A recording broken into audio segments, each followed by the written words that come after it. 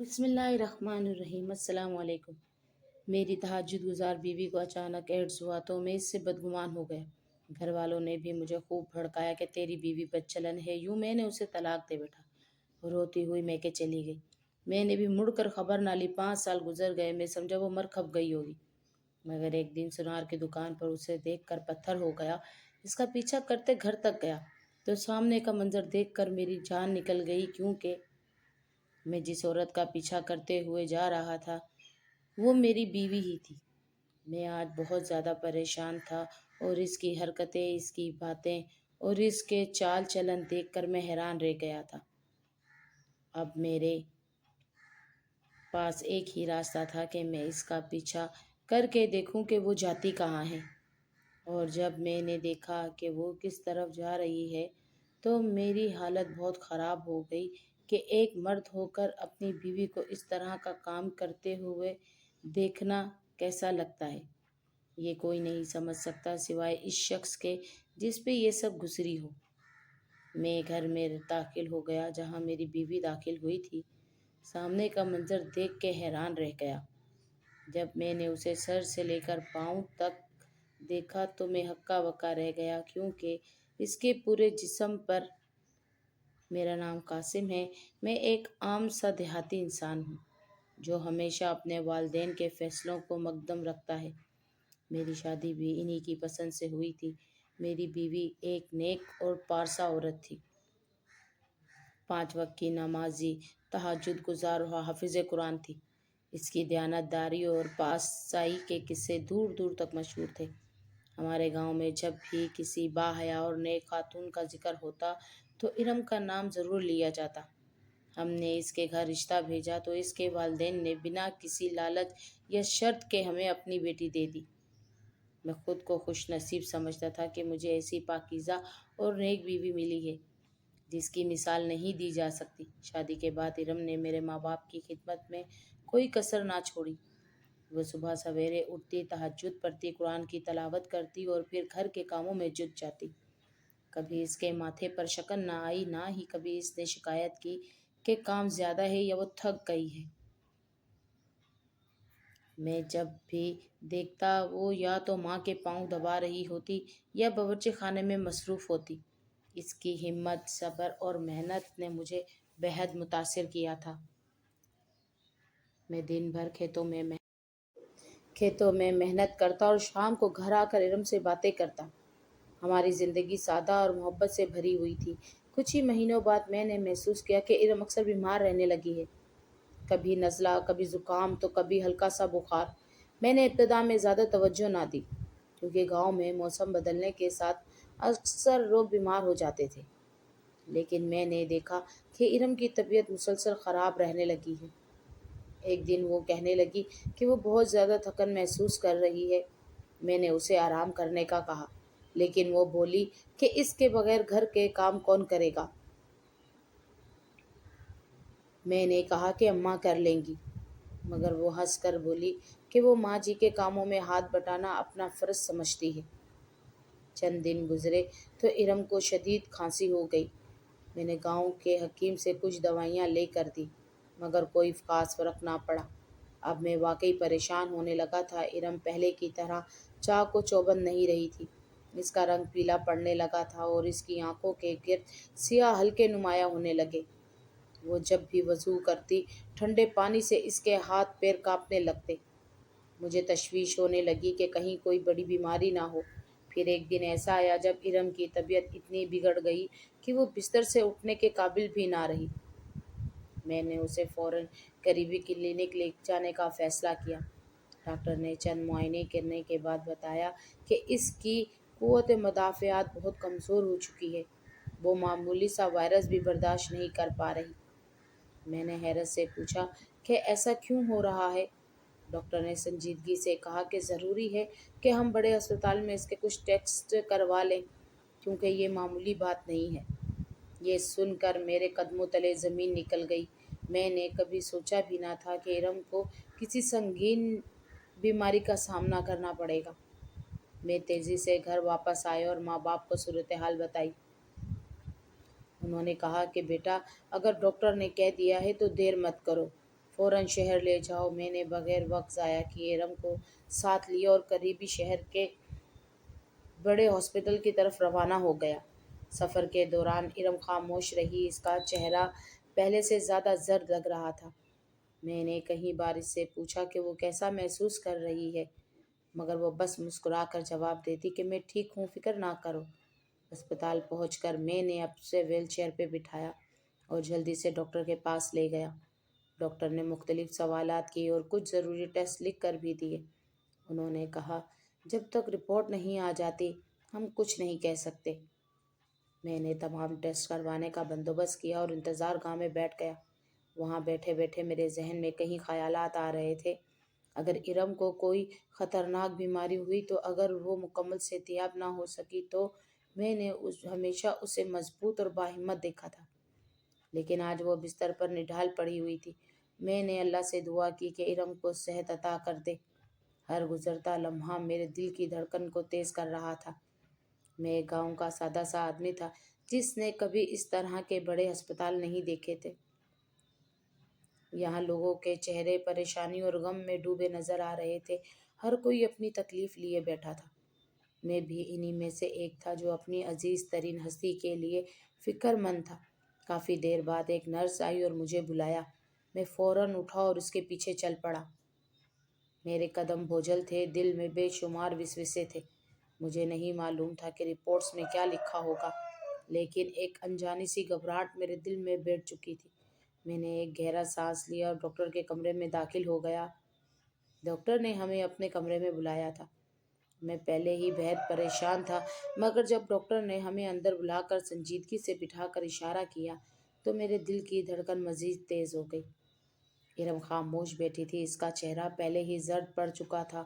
وہ اتنی نڈھال ہو لگ رہی تھی جیسے کسی بھی لمحے بے ہوش ہو جائے گی۔ میں نے گھبرا کر ڈاکٹر کی طرف دیکھا، جیسے امید کر رہا ہوں کہ وہ کوئی معمولی سی بات کرے گا، مگر اس کے اگلے الفاظ نے میرے وجود کو ہلا کر رکھ دیا۔ ڈاکٹر نے ایک گہرا سانس لیا اور مجھے سیدھے اور صاف لہجے میں بتایا کہ میری بیوی کو ایڈز ہو چکا ہے۔ یہ سنتے ہی مجھے یوں محسوس ہوا جیسے میرے قدموں نیچے زمین نکل گئی ہو۔ میں ہکا بکا ڈاکٹر کو دیکھنے لگا۔ میرا دماغ سن ہو گیا تھا، میں سمجھ ہی نہیں پایا کہ یہ کیسے ممکن ہے۔ چند لمحے تک مجھے یوں لگا جیسے میں نے غلط سنا ہو، مگر جب ڈاکٹر نے دوبارہ یہی جملہ دہرایا تو میری آنکھوں کے سامنے اندھیرا چھانے لگا، میرے لب کپ کپانے لگے۔ میں نے بے حد یقین سے ڈاکٹر سے پوچھا، یہ کیسے ہو سکتا ہے؟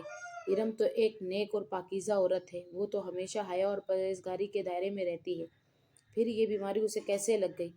ڈاکٹر نے ایک بڑا سا پرچہ میری طرف بڑھایا جس میں اس بیماری کی وجوہات لکھی تھی۔ اس نے بتایا کہ یہ بیماری کئی وجوہات سے لگ سکتی ہے، لیکن اب جو بھی ہو، حقیقت یہی ہے کہ ارم اس بیماری میں مبتلا ہو چکی ہے اور اس کا کوئی علاج نہیں ہے۔ ڈاکٹر کی باتیں سن کر میرے حواس جواب دے گئے۔ میں کرسی پر بیٹھ گیا اور بے بسی سے ارم کی طرف دیکھنے لگا۔ وہ خاموش تھی، مگر اس کی آنکھوں میں آنسو چھلک رہے تھے۔ اس کی حالت ایسی تھی کہ جیسے وہ بھی خود کو الزام دے رہی ہو، جیسے اسے بھی یقین نہ آ رہا ہو کہ یہ سب سچ میں ہو رہا ہے۔ میں نے ڈاکٹر سے پوچھا کہ اب ہم کیا کریں؟ تو اس نے جواب دیا کہ ہم دوائیاں شروع کریں گے، مگر آپ کو یہ معلوم ہونا چاہیے کہ ایڈز کا کوئی مستقل علاج نہیں ہے۔ یہ بیماری قوت مدافعت کو مکمل طور پر ختم کر دیتی ہے، جس کے بعد انسان کسی بھی عام بیماری کا شکار ہو کر جلد ہی زندگی کی بازی ہار جاتا ہے۔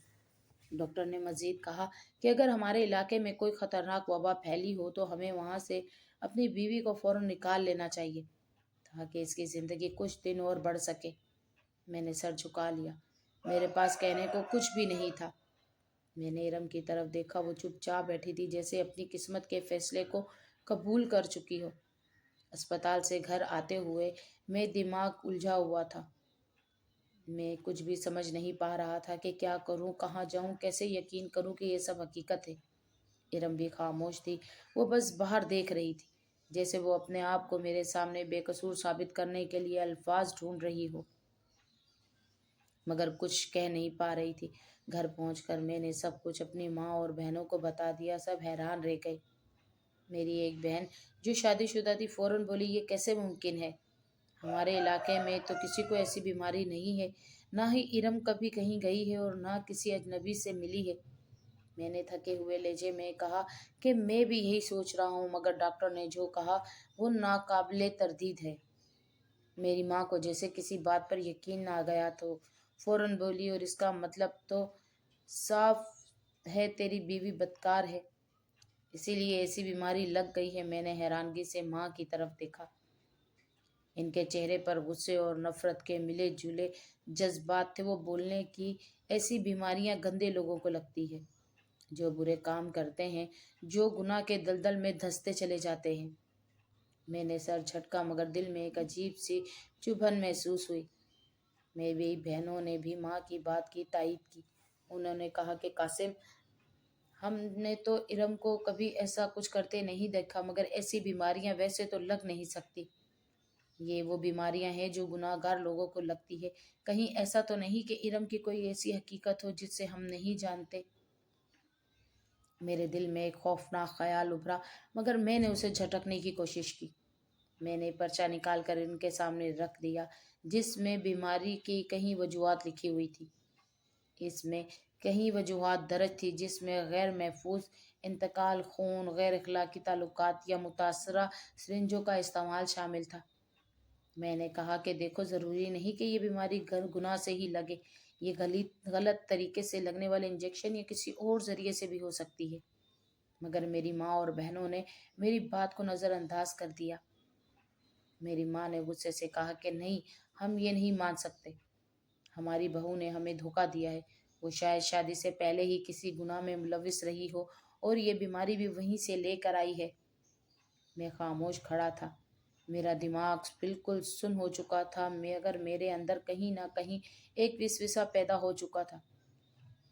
میں نے ارم کو ہمیشہ ایک نیک اور پرہیزگار ہمسفر پایا تھا، مگر اب میرے دل میں بھی شک کے سائے منڈلانے لگے تھے۔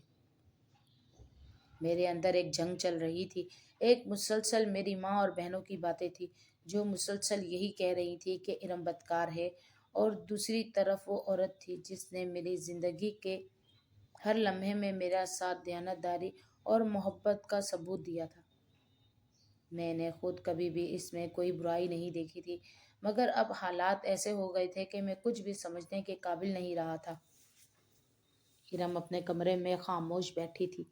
میں نے جا کر اسے دیکھا۔ اس کی آنکھوں میں آنسو تھے، اس کا چہرہ زرد تھا، اور وہ یوں لگ رہی تھی جیسے اپنے ہی شوہروں کی نظروں میں بے گناہ ثابت کرنے کے لیے الفاظ تلاش کر رہی ہو۔ اس نے اسے دیکھا مگر کچھ کہہ نہ سکا۔ میں الجھن میں تھا، میں اس پر الزام لگانا بھی نہیں چاہتا تھا، مگر میری ماں کی باتیں بھی میرے دماغ میں گونج رہی تھی۔ اب سوال یہ تھا کہ میں کیا کروں؟ کیا میں اپنی بیوی پر یقین کروں جس کے ساتھ میں نے اپنی زندگی کے سب سے خوشگوار دن گزارے تھے، یا میں اپنی بہنوں اور ماں کی باتوں پر یقین کر لوں جو کہہ رہی ہیں کہ یہ سب ارم کی اپنی غلطیوں کی وجہ سے ہوا ہے؟ میرے لیے فیصلہ کرنا مشکل ہو رہا تھا۔ میں جانتا تھا کہ اگر میں نے اپنی بیوی پر الزام لگایا تو وہ شاید زندگی بھر کے لیے ٹوٹ جائے گی، مگر میں نے ماں اور بہنوں کی بات نہ مانی تو میں خود کو دھوکہ دے سکتا تھا۔ یہ وہ لمحہ تھا جب مجھے اپنے ایمان اور اپنی عقل کے درمیان فیصلہ کرنا تھا، مگر میں کیا کر سکتا تھا؟ افسوس کی بات تو یہ ہے کہ جب انسان ایمان، عقل، معاشرتی دباؤ اور جذبات کے بیچ میں پھنس جاتا ہے تو اکثر وہ صحیح یا غلط میں فیصلہ کرنا بھول جاتا ہے۔ عقل دھندلا جاتی ہے اور جذبات حقیقت پر حاوی ہو جاتے ہیں۔ میں بھی اسی کشمکش کا شکار تھا۔ ایک طرف میرا ایمان مجھے مجبور کر رہا تھا کہ میں اپنی بیوی کو شک نہ کروں، لیکن دوسری طرف میرا دماغ بار بار یہی کہہ رہا تھا کہ جو کچھ ہوا وہ عام بات نہیں تھی۔ میری ماں اور بہنوں کی باتیں میرے ذہن میں گردش کر رہی تھی اور میں کسی نتیجے پر پہنچنے سے قاصر تھا۔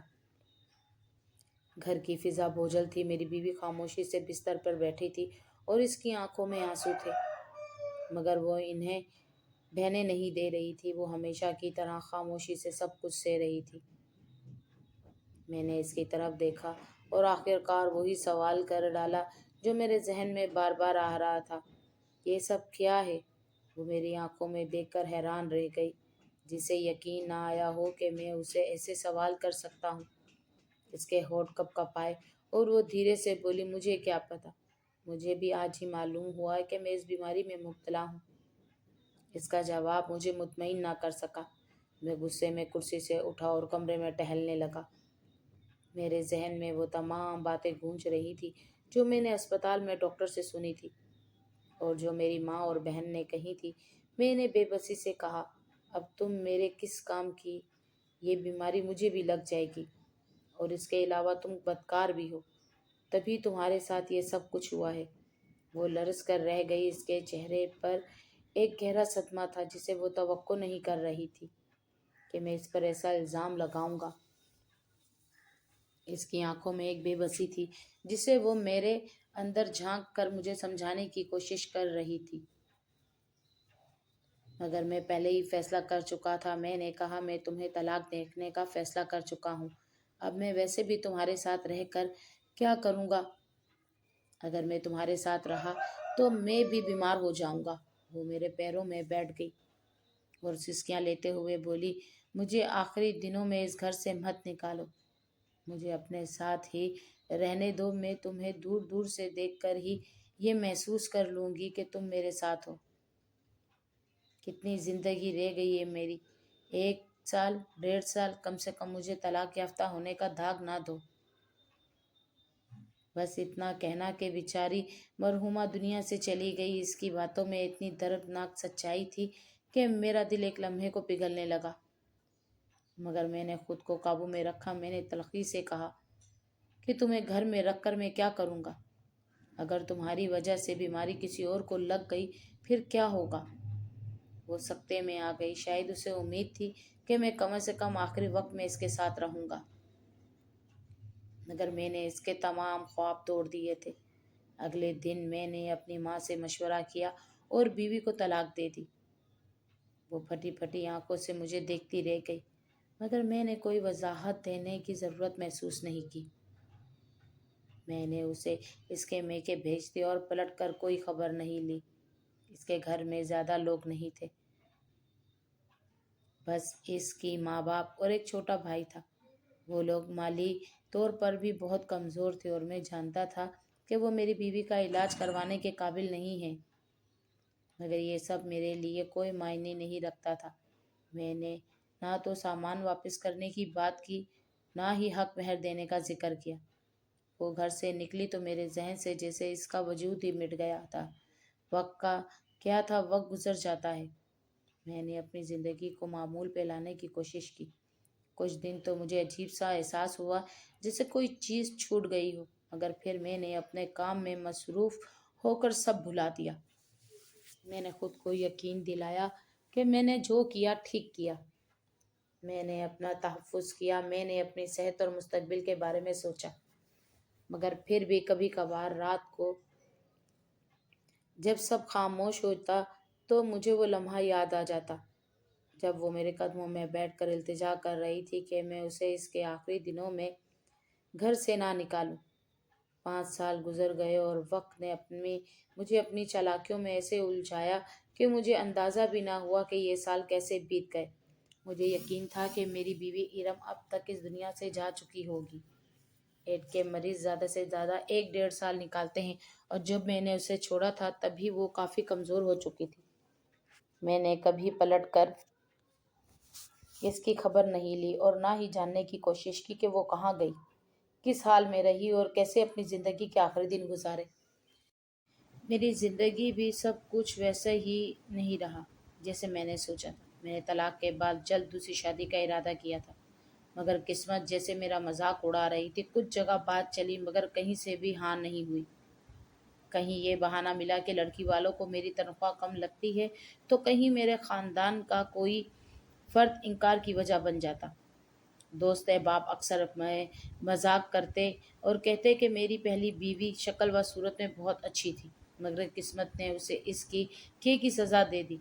मैं बेबस सर हिला कर रह जाता। शायद वाकई सज़ा पा चुकी थी, ज़िंदगी मामूल के मुताबिक गुजर रही थी। यहाँ तक कि एक दिन ऐसा लम्हा आया जिसने मेरे जहन में बेशुमार सवालात पैदा कर दिए। मैं बाजार में था, सुनार की एक दुकान के सामने खड़ा था, जब अचानक एक औरत की आवाज़ मेरे कानों में पड़ी। वो दुकान के अंदर खड़ी कोई सोने के सेट पैक करवा रही थी। मैंने पहले तो زیادہ دھیان نہیں دیا، لیکن اچانک مجھے محسوس ہوا کہ یہ آواز مجھے جانی پہچانی لگ رہی ہے۔ میرے دل میں ایک بے چینی سی پیدا ہوئی۔ میں عام طور پر کسی اجنبی عورت کی طرف متوجہ نہیں ہوتا تھا، مگر جانے کیوں اس وقت میرے قدم خود بخود دکان کے اندر جھانکنے پر مجبور ہو گئے۔ میری نظریں اس عورت پر پڑی اور میں جیسے ساخت ہو گیا۔ سامنے کھڑی عورت کوئی اور نہیں، میری سابقہ بیوی ارم تھی۔ وہی ارم جسے میں نے 5 سال پہلے چھوڑ دیا تھا، یہ سوچ کر کہ وہ جلد مر جائے گی۔ مگر وہ یہاں میرے سامنے کھڑی تھی، نہ صرف زندہ بلکہ صحت مند، خوشحال اور پہلے سے کہیں زیادہ خوبصورت نظر آ رہی تھی۔ میں نے بے یقینی سے اسے سر سے پاؤں تک دیکھا۔ وہ بہت قیمتی لباس میں ملبوس تھی، اس کے ہاتھوں میں برانڈڈ بیگ تھا اور اس نے جو جوتے پہن رکھے تھے وہ بھی کافی مہنگے معلوم ہو رہے تھے۔ اس کے چہرے پر اعتماد تھا، جیسے کسی بات کی پرواہ ہی نہ ہو۔ میں نے اپنی آنکھیں جھپکائیں، یہ یقین کرنے لیے کہ میں کوئی خواب تو نہیں دیکھ رہا، مگر یہ خواب نہیں تھا، یہ حقیقت تھی۔ ارم نے میری طرف دیکھا تک نہیں، وہ اطمینان سے دکان سے نکلی اور ایک مہنگی گاڑی میں جا کر بیٹھ گئی۔ وہ گاڑی بھی کوئی عام سی نہیں تھی، ایک برانڈڈ لگژری گاڑی تھی۔ اس کی قیمت 70 لاکھ سے کم نہیں ہوگی۔ میں حیرت میں تھا، اور یہ سب کیا تھا؟ میں نے اس عورت کو مریضہ کی حالت میں چھوڑا تھا، مگر یہ کیسے ممکن تھا کہ وہ 5 سال بعد اتنی شاندار زندگی گزار رہی ہو، اور وہ سونے کے 4 سیٹ کیوں خرید رہی تھی؟ یہ سوالات میرے ذہن میں بجلی کی طرح گرج رہے تھے، اور مجھے اس کا جواب چاہیے تھا۔ میں نے فوراً اپنی موٹر سائیکل اسٹارٹ کی اور اس کی گاڑی کے پیچھے لگ گیا۔ وہ گاڑی دھیرے دھیرے ایک پوش علاقے کی طرف جا رہی تھی۔ میں بھی فاصلے سے اس کا پیچھا کر رہا تھا، دل میں ہزاروں سوالات لیے۔ 5 سال پہلے جب میں نے اس پر بدکاری کا الزام لگا کر اسے طلاق دی تھی تو مجھے یقین تھا کہ وہ زیادہ دن زندہ نہیں رہ پائے گی۔ میں نے خود کو تسلی دی تھی کہ میں نے صحیح فیصلہ کیا، میں نے خود کو ایک خطرے سے بچا لیا، مگر اب جو کچھ میں اپنی آنکھوں سے دیکھ رہا تھا وہ میرے تمام خیالات کو جھٹلا رہا تھا۔ اس کی گاڑی اس کے عالیشان بنگلے کی باہر رک گئی۔ میں نے اپنی موٹر سائیکل کچھ فاصلے پر روکی اور دیکھا کہ ایک ملازم نے بھاگ کر آگے بڑھ کر اس کے لیے گاڑی کا دروازہ کھولا۔ وہ بے فکری سے اتری اور اندر چلی گئی۔ میں دنگ رہ گیا، یہ بنگلہ، یہ گاڑی، یہ ملازم، یہ سب کیسے ممکن تھا؟ مجھے اپنے ہی فیصلے پر شک ہونے لگا۔ اور اگر وہ واقعی بیمار تھی تو آج تک زندہ کیسے رہی؟ اور اگر وہ واقعی بدکار تھی تو اس کے پاس اتنی دولت کہاں سے آئی؟ میں نے اپنی مٹھی بھینچ لی۔ میں اس کا پیچھا کر کے آیا تھا، میں اب دروازے کے اندر کیسے جا سکتا تھا؟ یہ سوال میری ہمت توڑ رہا تھا، مگر میرے دل میں تجسس کسی صورت کم نہیں ہو رہا تھا۔ میں نے فیصلہ کیا کہ مجھے حقیقت جاننی ہوگی، چاہے اس کے لیے مجھے کچھ بھی کرنا پڑے۔ میں موٹر سائیکل سے اترا اور بنگلے کے باہر کھڑے گارڈ کے قریب جہاں پہنچا۔ میں نے اسے عام آدمی کی طرح سلام کیا اور کہا کہ یہ جو اندر خاتون گئی ہیں، یہ یہاں کب سے رہ رہی ہیں؟ گارڈ نے میری طرف غور سے دیکھا اور بولا، صاحب آپ کون ہیں؟ اندر جانے کی اجازت نہیں ہے۔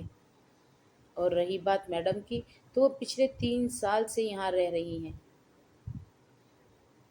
میری حیرت میں مزید اضافہ ہو گیا۔ 3 سال یعنی طلاق کے 2 سال بعد اس کی زندگی میں کوئی بڑی تبدیلی آئی تھی؟ میں نے مزید سوال کرنے کی کوشش کی، مگر گارڈ نے مجھے شک کی نظر سے دیکھتے ہوئے آگے بڑھنے سے روک دیا۔ میں وہیں سے پلٹ آیا، مگر میرے دماغ میں شدید بے چینی تھی۔ میں نے سوچا کہ مجھے کسی نہ کسی طرح اس سے ملنا ہوگا۔ میں جاننا چاہتا تھا کہ اس کی زندگی میں ایسا کیا ہوا کہ وہ ایک لاچار، بیمار اور اس سے ایک امیر اور خوشحال عورت میں تبدیل ہو گئی۔ میں نے فیصلہ کر لیا تھا کہ میں کل دوبارہ آؤں گا اور کسی نہ کسی طرح اس سے ملنے کی کوشش کروں گا۔ یہ رات میرے لیے بہت بھاری تھی۔ میں سونے کی کوشش کر رہا تھا، مگر نیند آنکھوں سے کوسوں دور تھی۔ ارم کی وہ پرانی تصویر میرے ذہن میں آ رہی تھی، جب میں نے اسے طلاق دیتے ہوئے اس کی آنکھوں میں آنسو دیکھے تھے، اور اب ان کی تصویر جب وہ ایک شاہانہ زندگی گزار رہی تھی۔ میرا دل کہہ رہا تھا کہ میں نے بہت بڑی غلطی کی تھی، مگر میرا دماغ اب بھی سوال کر رہا تھا کہ آخر ارم زندہ کیسے بچ گئی؟ کیا ڈاکٹر نے غلط کہا تھا؟ کیا میں نے اپنی زندگی کا سب سے بڑا فیصلہ کسی غلط فہمی کی بنیاد پہ کر لیا تھا؟ یہ سوال مجھے رات بھر سونے نہیں دے رہا تھا۔ رات بھر میں بے چینی میں گزارنے کے بعد میں نے صبح ارم سے ملنے کا فیصلہ کیا۔ میرے دل میں عجیب سا اضطراب تھا، جیسے میں کسی بھی بہت بڑے انکشاف کے قریب پہنچ چکا ہوں۔ میں اپنی موٹر سائیکل پہ سوار ہو کر اس کے بنگلے کی طرف روانہ ہو گیا۔ بنگلے کے باہر پہنچ کر میں نے گارڈ سے بات کرنے کی کوشش کی۔ گارڈ نے مجھے گھور کر دیکھا اور بولا، صاحب آپ کو میڈم نے اندر بلایا ہے۔ میں حیرت میں پڑ گیا۔ ارم نے مجھے دیکھتے ہی اندر بلانے کا فیصلہ کیسے کر لیا؟ کیا وہ مجھے پہلے ہی پہچان چکی تھی، یا پھر اس کے دل میں بھی کوئی سوال ہے جو جواب مانگ رہے تھے؟ میں خاموشی سے اندر چلا گیا۔ جیسے ہی میں نے دہلیز پار کی، میری آنکھیں حیرت سے کھلی کی کھلی رہ گئیں۔ گھر باہر سے جتنا شاندار اور پرستش نظر آتا تھا، اندر سے بھی اتنا ہی دلکش اور جدید طرز پر سجا ہوا تھا۔ ہر چیز قیمتی اور نفیس تھی، جیسے کسی خوابوں کی زندگی میں قدم رکھ دیا ہو۔ میں نے ایک نظر پورے ہال پر ڈالی اور پھر اپنی نظریں ارم پر جما دی۔ وہ سامنے ہی کھڑی تھی، کسی رانی کی طرح ایک باوقار انداز میں۔ وہ پہلے سے زیادہ خوبصورت اور پر اعتماد نظر آ رہی تھی۔ اس کے چہرے پر وہ اذیت نہیں تھی جو میں نے آخری بار اس کے چہرے پر دیکھی تھی۔ اس کی آنکھوں میں کوئی خوف یا کمزوری نہیں تھی، بلکہ ایک مضبوط عورت کی جھلک تھی جو اپنی زندگی کے ہر دور کو پیچھے چھوڑ کر آگے بڑھ چکی تھی۔ میں نے ایک پل کے لیے خود کو سنبھالا، پھر آہستہ سے کہا، یہ سب کیسے ہو گیا؟ مجھے تو لگا تھا کہ تم اس دنیا سے جا چکی ہوگی۔ ارم نے مجھے غور سے دیکھا، ایک لمبی سانس لی اور پھر بولی، ایک چھوٹی سی غلط فہمی کی وجہ سے تمہاری اور میری زندگی بدل گئی۔ مجھے کوئی ایڈز نہیں تھا، ڈاکٹرز کو غلط فہمی ہوئی تھی، میری رپورٹ کسی اور مریضہ کے ساتھ بدل گئی تھی۔ میں نے بے یقینی سے اسے دیکھا، میرے دماغ میں ہلچل مچ گئی۔ میں نے 5 سال پہلے اس کی غلط فہمی کی بنیاد پر فیصلہ کیا تھا۔ کیا واقعی ایسا ممکن تھا؟ ارم نے اپنی بات جاری رکھی، جب تم نے مجھے طلاق دے دی تو میں اپنے والدین کے گھر چلی گئی۔ میں بہت بیمار تھی، مگر میرا علاج جاری رہا۔ کچھ دن بعد میرے والدین نے میری رپورٹس پر شک کیا اور کسی اور ہسپتال سے نئے ٹیسٹ کروانے کا فیصلہ کیا۔ جب رپورٹ آئی تو سب حیران رہ گئے۔ مجھے ایڈز نہیں تھا، بس ایک قدرے جان لیوا بیماری کی وجہ سے میری طبیعت بگڑ گئی تھی۔ مگر وہ کوئی لاعلاج بیماری نہیں تھی۔ میری آنکھوں کے سامنے اندھیرا چھا گیا۔ میں نے بے یقینی سے اس کی طرف دیکھا، تو تم مجھے یہ سب کچھ کیوں نہیں بتا سکی؟ میں نے 5 سال تمہیں مردہ سمجھ کر گزار دیے۔ تمہیں کیا خبر کہ میں کس ذہنی اذیت سے گزرا ہوں؟ ارم کے چہرے پر ایک تلخ مسکراہٹ آئی۔ وہ کچھ دیر خاموش رہی، پھر بولی، تم نے مجھے سننے کا موقع ہی کب دیا تھا؟ تم نے میرا ساتھ چھوڑ دیا تھا، میرے کردار پر انگلی اٹھائی تھی، تمہیں مجھ پر یقین نہیں تھا۔ اگر تم مجھے اپنے گھر میں رہنے دیتے، مجھے سننے کا موقع دیتے، تو شاید 2 مہینے بعد ہمیں یہ سچ معلوم ہو جاتا کہ میں بالکل ٹھیک ہوں۔ مگر تم نے اپنی جلد بازی میں نہ صرف مجھے بلکہ خود کو بھی برباد کر لیا۔ اس کی ہر بات میرے دل میں تیر کی طرح اتر رہی تھی۔ میں نے بے بسی سے کہا، پھر کیا ہوا؟ تم نے آگے کیا کیا؟ ادھر ہم نے کندھے جھٹکے، جیسے اسے میری حالت سے کوئی فرق نہیں پڑتا۔ میری زندگی آگے بڑھ گئی۔ میرے لیے ایک بہت امیر آدمی کا رشتہ آیا۔ میرے والدین نے مجھے سمجھایا کہ رشتہ قبول کر لینا چاہیے، کیونکہ میرے پاس اور کوئی راستہ نہیں تھا۔ میں نے اس آدمی سے شادی کر لی اور وہ بہت اچھا نکلا۔ اس نے مجھے دنیا کی ہر خوشی دی، عزت دی، محبت دی، اور آج میں ایک بیٹے کی ماں بھی ہوں۔ میرے حلق میں کچھ اٹکنے لگا۔ میں نے نظریں جھکا لی۔ انہوں نے بات جاری رکھی، میرے شوہر کی پہلی شادی سے 2 بیٹیاں بھی تھیں۔ انہیں بھی میں اپنی بیٹیوں کی طرح پال رہی ہوں۔ یہ تم دیکھ ہی چکے ہو۔ اس نے تو مجھے سونے میں تول دیا ہے۔ مجھے زندگی کی ہر آسائش ملی، ہر وہ عزت اور محبت جو تم نے مجھ سے چھین لی تھی۔ میرے پاس کوئی الفاظ نہیں تھے۔ مجھے محسوس ہو رہا تھا جیسے زمین میرے قدموں کے نیچے سے کھسک گئی ہو۔ میں نے اپنی پوری زندگی میں جو سب سے بڑا فیصلہ کیا تھا، وہ مکمل طور پر غلط ثابت ہو چکا۔ میں نے مدھم آواز میں کہا۔ کبھی تمہیں میری کمی محسوس ہوئی؟ ارم نے ہلکی سی ہنسی کے ساتھ کہا۔ تمہاری کمی میں جب تمہیں یاد کرتی تھی تو تمہارا آخری چہرہ میری آنکھوں کے سامنے آ جاتا تھا۔ وہ چہرہ جو مجھ پہ شک کر رہا تھا، جو مجھے چھوڑ کر جا رہا تھا، وہ چہرہ جس میں محبت نہیں بلکہ نفرت تھی، اور اس کے بعد مجھے تمہاری کوئی ضرورت محسوس نہیں ہوئی۔ میں نے اپنی نظریں جھکا لی، میرے پاس کہنے کو کچھ نہیں تھا۔ ارم نے ایک گہری سانس لی اور کہا، اب تم یہاں سے جا سکتے ہو۔ میری زندگی اب تمہارے بغیر مکمل ہے، اور میں تمہاری زندگی میں کوئی جگہ نہیں چاہتی۔ جو وقت بیت گیا وہ لوٹ کر نہیں آ سکتا۔ تم نے جو کیا وہ اب ماضی بن چکا ہے، اور میں ماضی میں جینے کی عادی نہیں ہوں۔ میرے دل میں پچھتاوے کی ایک لہر اٹھی۔ میں جانتا تھا کہ اب کچھ بھی بدلنا ممکن نہیں تھا۔ میں نے ایک آخری نظر ارم پر ڈالی۔ وہ بالکل مطمئن نظر آ رہی تھی، جیسے میں نے اس کی زندگی پہ کوئی اثر ہی نہیں ڈالا تھا۔ میں نے ایک تھکی ہوئی سانس لی، اپنے قدم پیچھے موڑے اور دروازے کی طرف چل دیا۔ میرے دل میں ایک ہی خیال تھا کہ اگر میں نے جلد بازی نہ کی ہوتی، اگر میں نے تحمل سے کام لیا ہوتا تو شاید آج میری زندگی کسی اور راستے پر ہوتی، مگر جو ہو چکا تھا وہ پلٹ نہیں سکتا تھا۔ میں نے دروازہ کھولا اور باہر نکلا، اپنی موٹر سائیکل پر بیٹھ گیا۔ دل پر ایک ایسا بوجھ تھا جو شاید زندگی بھر ختم نہیں ہو سکتا تھا۔ آج ہماری کہانی آپ کو پسند آئی ہو تو میرے چینل کو لائک، شیئر، سبسکرائب ضرور کیجیے گا۔ اللہ حافظ۔